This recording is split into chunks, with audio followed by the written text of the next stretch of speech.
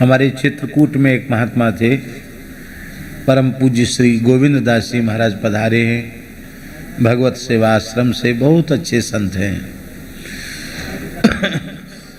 रघुवीर मंदिर में विराजते थे पूज्य श्री मोनी जी महाराज।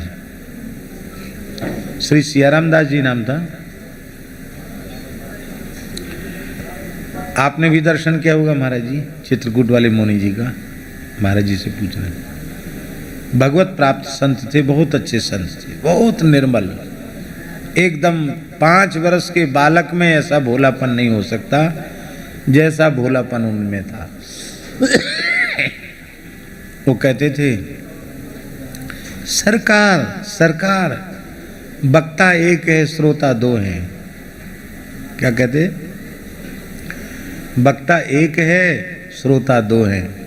वो हमेशा बोलते सीताराम सीताराम सीताराम सीताराम, श्री सीताराम श्री सीताराम सीताराम, राम राम सीताराम सीताराम, श्री सीताराम सीताराम सीताराम सीताराम सीताराम, श्री सीताराम सीता। इतनी मीठी वाणी से बोल कर उच्चारण पूर्वक बिना माला के।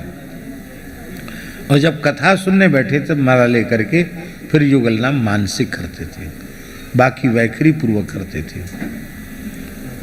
तो हमेशा सोते जगते खाते हर समय सीताराम सीताराम, श्री सीताराम श्री सीताराम श्री सीताराम। एक बार हमसे बोले, हमसे बड़ा प्रेम करते थे, हमसे बोले, सरकार वक्ता एक है श्रोता 2 हैं।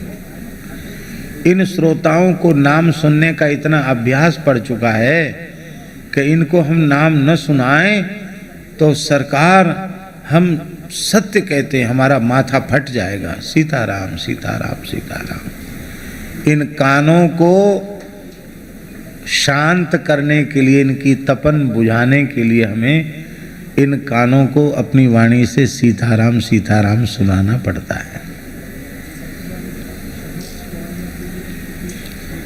विवाह के बाद फिर आगे की लीला सुनते नहीं थे। हमारी कथा हो रही थी भागवत जी की पंजाबी भगवान में, और भागवत जी में जो राम कथा आती उसमें तो पूरी लीला है। हमको पता नहीं था कि मोनी जी ऐसे भावुक संत हैं। और महाराज उनकी तो स्थिति बिगड़ गई, ऐसे लगे प्राण ही छूट जाएंगे उनके, बहुत विकल हो गए।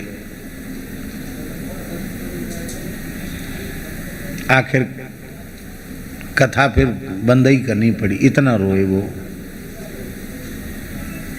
उनको जैसे तैसे उठा कर ले गए। दूसरे दिन हम गए, उनके अपराध तो नहीं बन गया। उन्होंने क्या कहा? उन्होंने कहा कि सरकार आप बोल रहे थे और मैं देख रहा था, पर किशोरी जी के नेत्रों में आंसू में देख नहीं पाया। कैसे संत होंगे जो हम तो केवल बोल रहे हैं और वो लीला का दर्शन कर रहे हैं। तो कहे हमको ये लीला मत सुनाया करो, हमको तो मिले रहे वही लीला सुनाओ, बिछो वाली लीला मत सुनाओ। इस प्रकार से ऐसे संत थे।